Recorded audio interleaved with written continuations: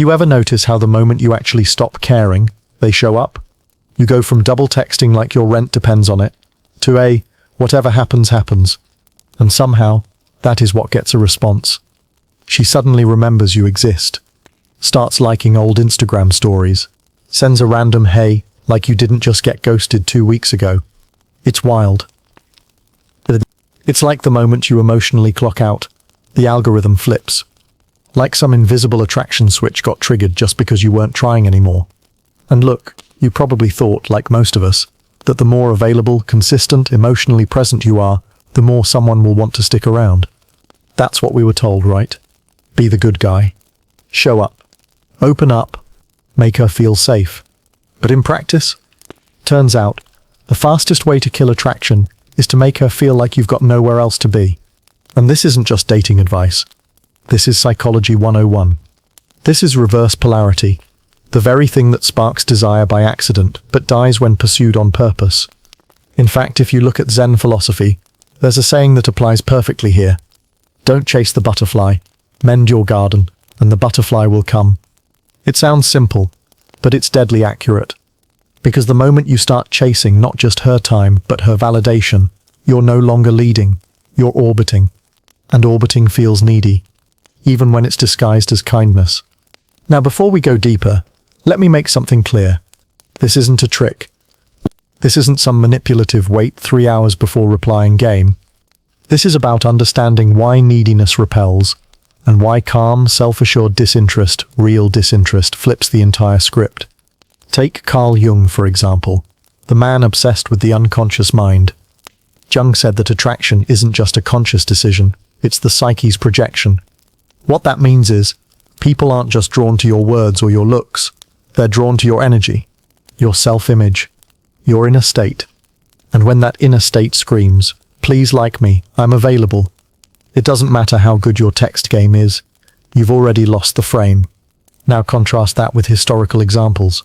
Take Marcus Aurelius, the Roman emperor philosopher.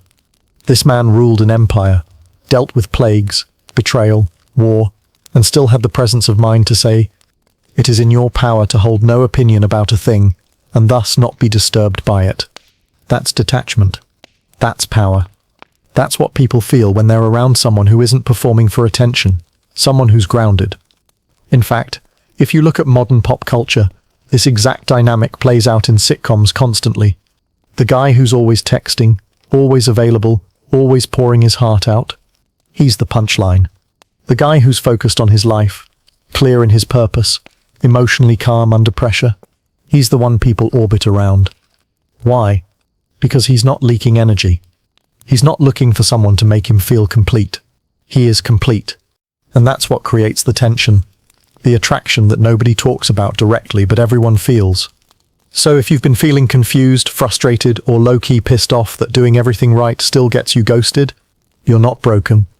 You're just playing a strategy that works logically but fails psychologically. Because the truth is, people don't fall for the one who tries the hardest. They fall for the one who doesn't need them to. That's the paradox. And that's what we're breaking down today. So grab your seat by the fire. Let's talk about what's really going on behind this reverse psychology mess, and how to stop chasing without turning cold. Because when you get this, you stop overthinking. And you stop chasing approval. You start winning without needing to play the game at all. So here's where most guys mess it up. They think attraction is like a reward system. You show up, you're consistent, you treat her right, you say the right things. And eventually, she chooses you. Because logically, why wouldn't she? You're doing everything correctly. But instead of closeness, you get cold replies, dry energy, and that vague, I'm just not feeling it anymore line. And that's the moment it hits you. Effort doesn't equal interest. But let's break down why. See, when you're chasing, even if you're being respectful, thoughtful, intentional, what you're unconsciously signaling is, you are the prize. I'll adjust myself to be chosen. That creates imbalance. And imbalance kills attraction. Not because she's ungrateful, not because she's toxic, but because her nervous system starts reading you differently. This is called psychological reactance. It's a real researched concept in behavioral psychology. It basically means the more someone feels like they're being pursued or pressured, even subtly, the more their brain resists it to protect autonomy. So when you're constantly texting first, checking in, trying to read her mind and say the right thing every time, she doesn't feel chosen. She feels cornered. And no one, no matter how attracted they were, stays attracted to someone they feel they have to manage. Let's make it visual. You ever been in a store and had a salesperson follow you around? You walked in just to look. You weren't even sure if you wanted anything. But the second someone's hovering, asking if you need help every 3 minutes, you're out. It's not that the product was bad. It's that the energy pushed you away. That's how chasing works in relationships. You become the emotional version of a pushy salesperson, even if all your intentions are pure. Now pair that with what we know from evolutionary psychology. Shout out to Dr. David Buss again. His research consistently shows that women are not just subconsciously attracted to looks or status, they're attracted to signals of emotional self-sufficiency. In other words, a man who doesn't need connection to feel whole, but chooses it because he's already whole. And chasing doesn't read as wholeness. And it reads as emotional dependency, even if you're smiling through it, even if you're saying no pressure, even if you're just trying to be real. Your energy's already screaming, please choose me. And here's the part nobody tells you. People don't want to be your source of happiness. They want to feel safe stepping into your world, not responsible for keeping it from falling apart. So when your behavior says, I'm only okay if this connection works, you've made her the center of your emotional stability. That's a heavy load, and it's not attractive, no matter how respectful, polite, or emotionally intelligent you package it. Now let's bring in pop culture for a second. Ever notice how in movies the guy who gets the girl is rarely the one who tries the hardest? In The Notebook. Sure, Noah writes letters for a year, but he also disappears into his life, builds a house, lives on his terms. He doesn't beg. In You Creepy Show, yeah. But Joe Goldberg proves the point. Intense emotional pursuit, even when it sounds poetic, feels suffocating. In Friends. Ross was always too available, too emotional, too reactive. Joey, on the other hand, chill, direct, clear in who he is. Guess who had more pull? It's the same pattern. Because attraction doesn't follow logic. It follows emotional contrast. And when your presence doesn't feel like contrast, when you start to feel like background noise, like wallpaper, the spark dies. That's why she says things like, you're really sweet, but you're the kind of guy I should like. Unlike, I'm just not in the right place right now. These aren't lies. They're emotional truth dressed up in polite exit language. She just can't feel you anymore. Because you're not holding your energy, you're giving it away. And that's the trap. You think being present will make her choose you, but she can only feel your presence if you're not constantly chasing hers. So what do you do instead? That's where the reverse psychology of attraction comes in, and that's what we're getting into next. So here's the hidden truth most guys never figure out. The moment you stop chasing is the moment she starts feeling you. It sounds like a paradox. Feels like a game. But it's not. It's biology. Let's bring in the psychology first. There's a concept called attachment polarity. It's the idea that two people can't occupy the exact same emotional position in a relationship. One leads, the other follows. Not in a control kind of way, but in a who's driving the vibe kind of way. And chasing? That's you giving up the wheel. It tells her nervous system, you set the tone, I'll follow. And as soon as that happens, the polarity breaks. See, feminine energy, which most women operate from in romantic dynamics, is drawn to masculine energy, but not in the alpha male caricature kind of way. Masculine energy is directional, calm under pressure, focused on purpose, emotionally self-led. When you start chasing, especially when it's subtle, well-intentioned and respectful, what you're actually doing is stepping into her role. You're reacting. You're emotionally adjusting. You're following her emotional lead. That's what kills the attraction, not your niceness, but your emotional reactivity. Now let's look at this through the lens of Carl Jung. Jung talked a lot about projection, how we don't actually fall in love with people, but with the parts of ourselves we see reflected in them. So when you're centered, calm, and unattached, you project something powerful, wholeness. You're not seeking something. You're offering something. And that subtle shift changes the entire dynamic. People, especially women, don't chase mystery because it's cool. They chase it because it gives their unconscious space to project meaning. If you're fully available too fast, if you're over-explaining everything, if you're emotionally naked before there's trust, there's no room for projection. And without projection, there's no tension, no pull, no romance. Now let's go ancient for a second.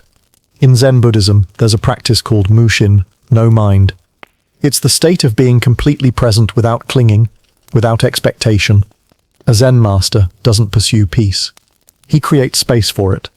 Same thing applies here.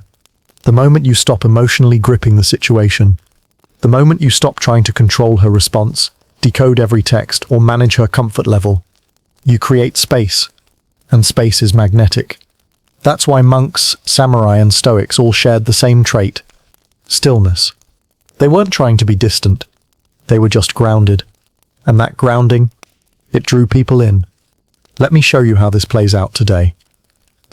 Think about your favorite characters in film or TV, the ones people are drawn to. James Bond, emotionally unbothered. You never see him chasing. Batman, completely obsessed with his mission. Women are intrigued. Not because he texts back fast, but because he barely looks up from what he's doing.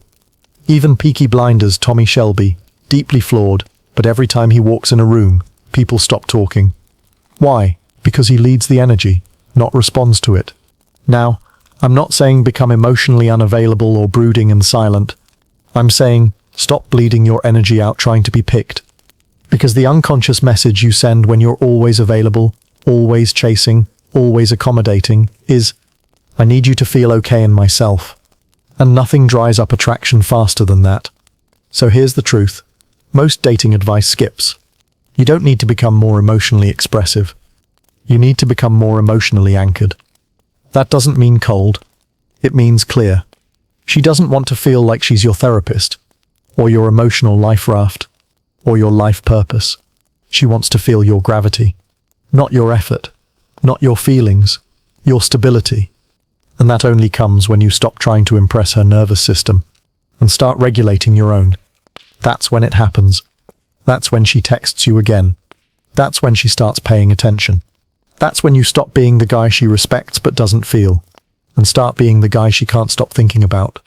Not because you played a game, but because you finally understood. Attraction isn't won. It's allowed to happen when you stop getting in the way. Let me just say something that might sting a little. If you're chasing, you've already told her everything she needs to know. Not through your words, through your behavior. You've told her, I'm not used to winning in this space, so I'm going to overcompensate. I'll prove I'm worthy. I'll stay available. I'll try harder than I should. And her nervous system hears that like a dog hears a whistle. See, the female brain, especially when it comes to attraction, evolved for selection, not nice guy appreciation. Selection. It's scanning for strength, certainty, confidence, not overexertion. And when you start doing too much, her system starts to flag it as, why is he working so hard for my attention, if he actually had options? Let's talk science for a second. There's something called mate value discrepancy, a psychological theory that basically says, the more one person seems to value the other more, the lower their perceived status becomes in the dynamic. When someone chases, it doesn't come across as loyal. It comes across as low-status behavior. Now, I'm not saying you need to pretend to be indifferent.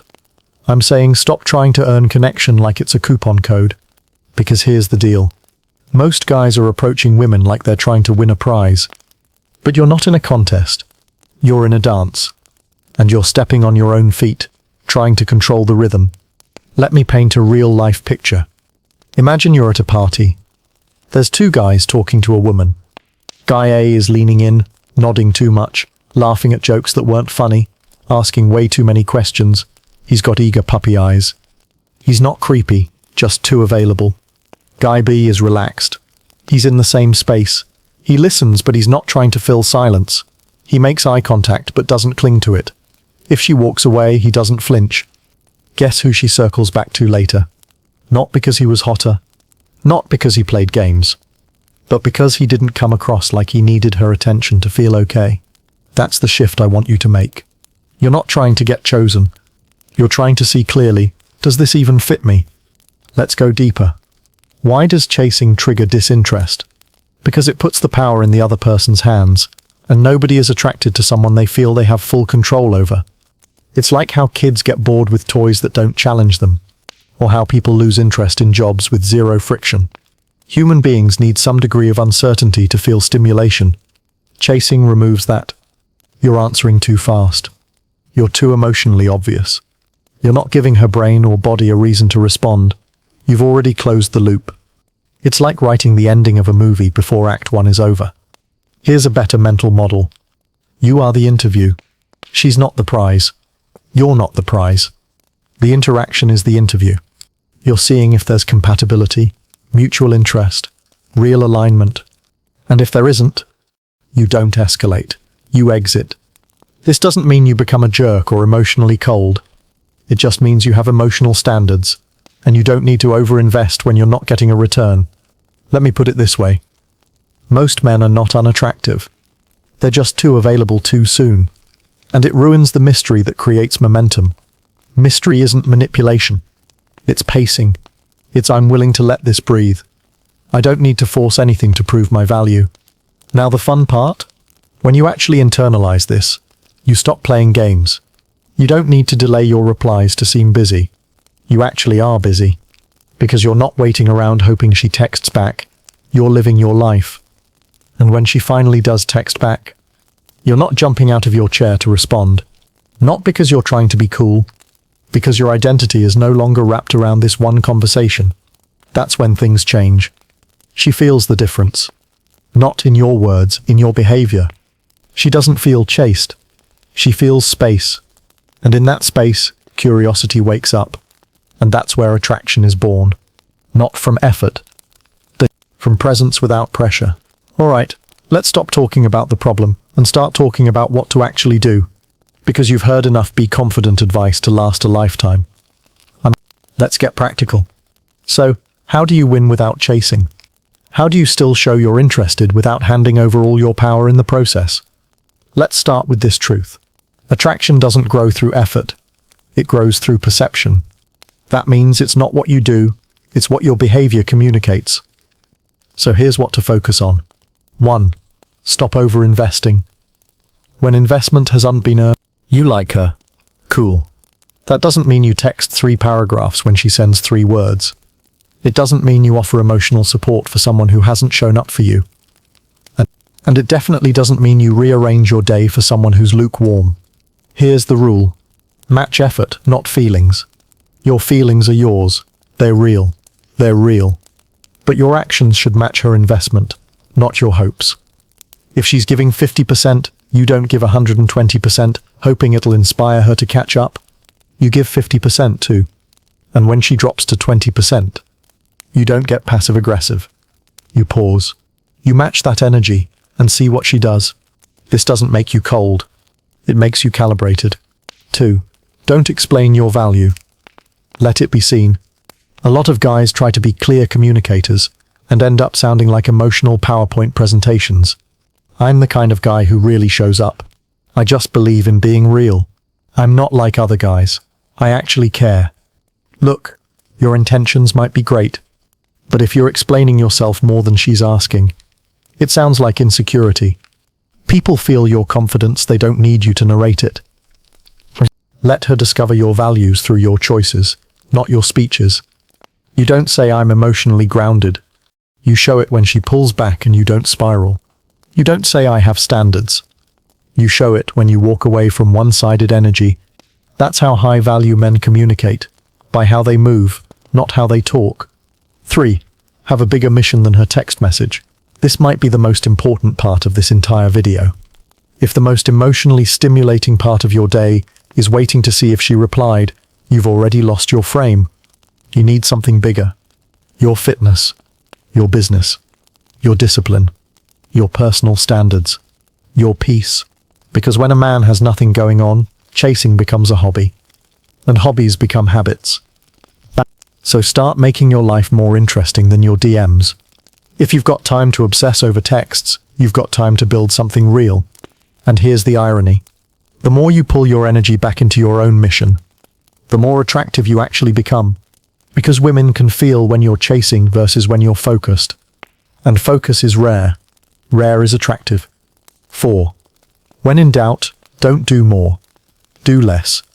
Let's say the energy's off. She's slow to reply. She seems distant. Your instinct will be to try harder. Send a funny meme. Text.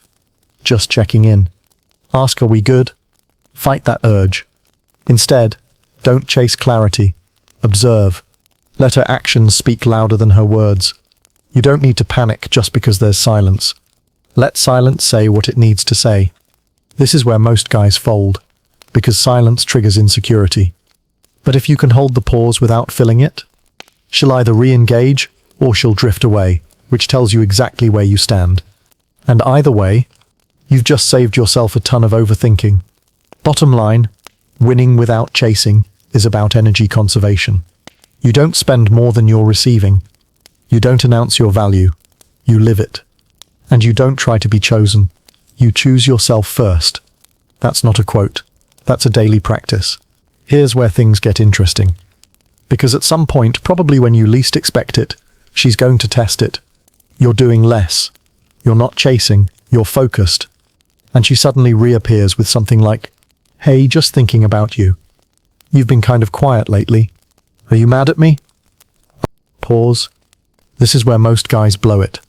Because the moment they feel a spark of re-interest, they overcorrect. They jump back in too hard. Too fast. Then start explaining, over-responding, reopening the chase. But here's what you need to understand. Her reaching out isn't a guarantee. It's a check-in. She's feeling your absence, and she's testing your center. Not maliciously, not manipulatively, but emotionally. Because here's how attraction really works. When she feels your energy shift back to you, and senses that you're no longer orbiting her, she becomes curious. What changed? Why isn't he chasing me like before? Is he actually okay without me? And that's what flips the polarity. Because now she's feeling something again. Not because you created tension on purpose, but because you stopped bleeding emotional energy everywhere. So what do you do when she comes back?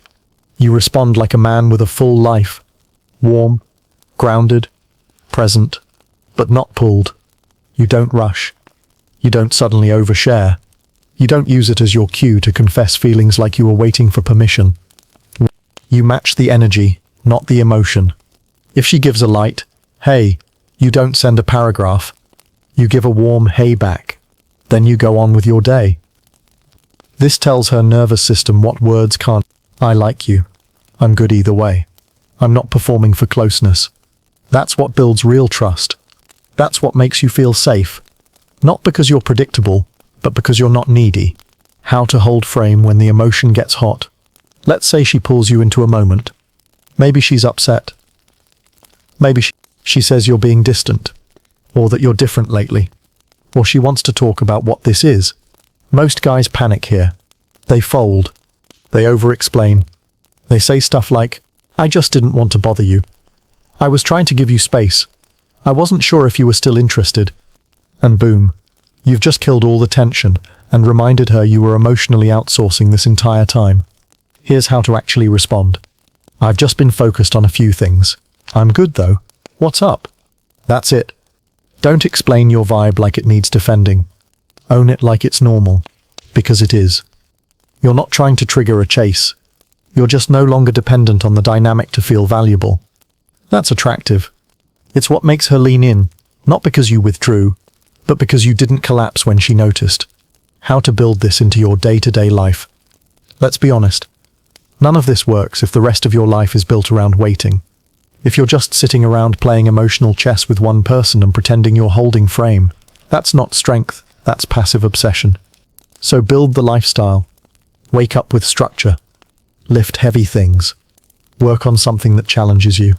Spend time with men who call you up, not down. Consume content that strengthens your perspective, not softens it. Because what you do every day trains your nervous system. And your nervous system is what women actually feel. Not your words, not your quotes, not your memes.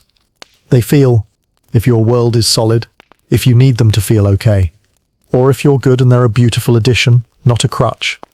That's the truth behind this whole reverse psychology idea. You don't win by pulling away to get a reaction. You win by becoming the kind of man whose energy doesn't chase because it's already full. Let's be honest. Most of us weren't taught how this works.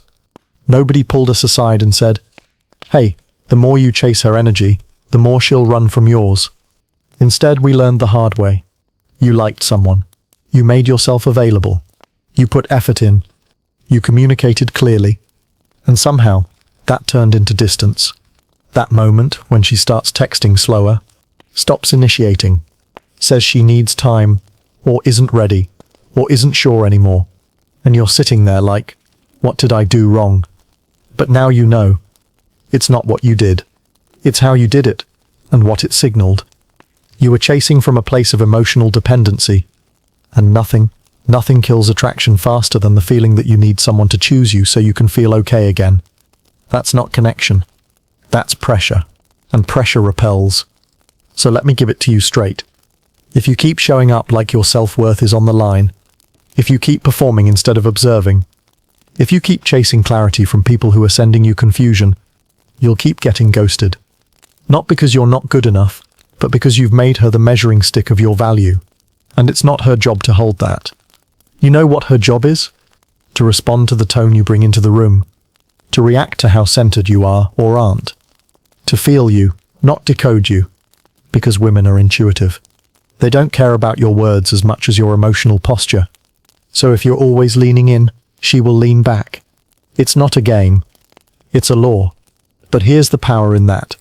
The moment you shift your posture, everything else follows. You don't need to become colder. You don't need to stop caring. You don't need to act like you have options if you don't. You just need to reclaim your emotional energy. Take it back from the waiting. Take it back from the overthinking. Take it back from the idea that connection has to be earned through emotional labor. You're not an audition. You're not a product. You're a man. And from this point forward, I want you to start moving like one. You show interest? Great. She shows low effort. You match it, not because you're petty, but because you value your time. She pulls away. You don't chase clarity. You watch behavior. She comes back.